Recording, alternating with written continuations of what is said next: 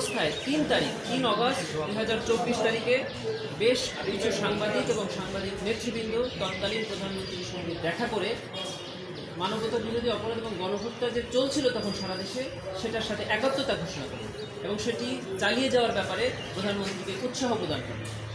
তাদের মধ্যে এই মামলার আসামি আছেন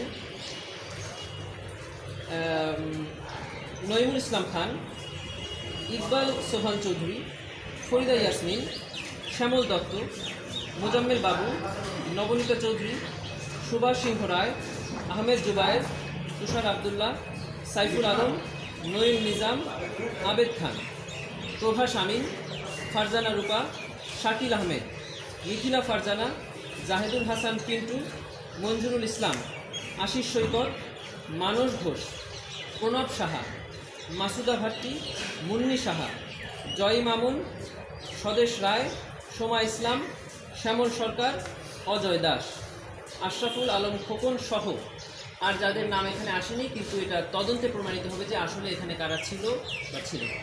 এই প্রাথমিকভাবে যাদের তো নাম উল্লেখ করছেন, এছাড়া কয়জন আনুমানিক দিচ্ছেন কয়জন? এদের মধ্যে যারা ছিলেন না তারা তদন্তে এখান থেকে বের হয়ে আসবে। এটা একটা তদন্তের আবেদন।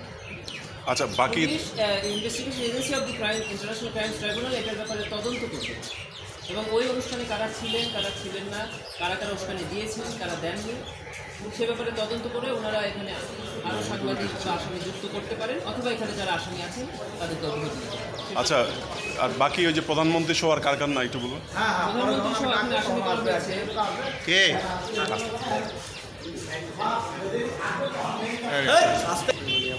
সাবেক প্রধানমন্ত্রী শেখ হাসিনা, ওবায়দুল কাদের, আসাদুজ্জামান খান কামাল, মোহাম্মদ আনিসুল হক, হাসান মাহমুদ, হাসানুল হক ইনু, মহিবুল হাসান চৌধুরী নফেল, জুনায়দ আহমেদ পলক, মোহাম্মদ আলী আরাফাত। আমরা এখানে মোহাম্মদ আলী আরাফাত সাহেবের একটি স্টেটমেন্ট দিয়েছি যেখানে তিনি বলেছেন এই আন্দোলনরত ছাত্ররা ড্রাগ অ্যাডিক্টেড বলেছেন এবং উনি এটাও বলেছেন যে রাবার বুলেট এতগুলো আছে যে 5 বছর একটানা গুলি করলে এটা শেষ হবে না। এই ধরনের পত্রিকা আমরা এখানে দিয়েছি। এখানে আছে জাহাঙ্গীর কবির নানক, আতিকুল ইসলাম, চৌধুরী আবদুল্লাহ আল মামুন পুলিশের সাবেক আইজিপি, হারুনুর রশিদ অতিরিক্ত IGP, Habibur Rahman DMP commissioner সাবেক, মোহাম্মদ হারুনুর রশিদ সাবেক ডিবি প্রধান, বিপ্লব কুমার সরকার, জিয়াউল হাসান এবং মোহাম্মদ মাহবুবুর রহমান আদাবর থানার তৎকালীন ওসি, ছাত্রলীগের সভাপতি এবং সেক্রেটারি এবং সাবেক বিচারপতি এইচ.এম. শামসুদ্দিন চৌধুরী মানিক এবং মোহাম্মদ জাফর ইকবাল, নিচুন মজুমদার। এই যে অভিযোগটা দিলেন, অন্য অভিযোগের সাথে কি এটা মিলবে না এটা আলাদা?